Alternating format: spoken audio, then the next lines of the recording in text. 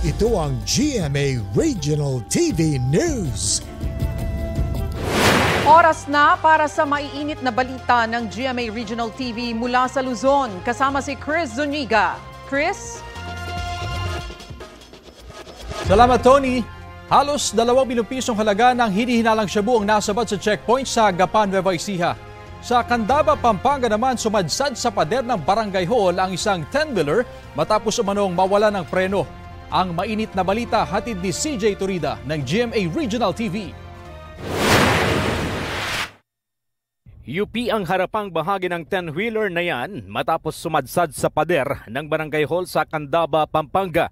Ayon sa paunang investigasyon, nawala ng kontrol ang driver nito na magdadala sana ng buhangin sa bayan.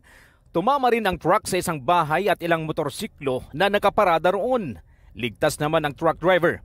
Ayon sa pulisya, sinabi ng driver na pagkababa niya ng tulay, napansin niyang mahina na ang kanyang preno. Naghanap daw siya ng paraan para hindi makapinsala ng iba pang motorista.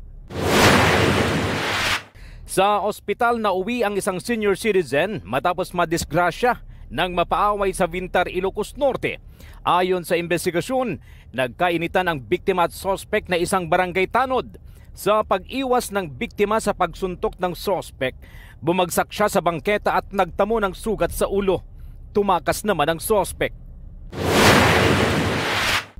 Sa Gapan, Nueva Ecija, tinatayang 1.7 million pesos na halaga ng hinihinalang shabu ang nasabat ng mga otoridad sa checkpoint sa Barangay San Nicolas.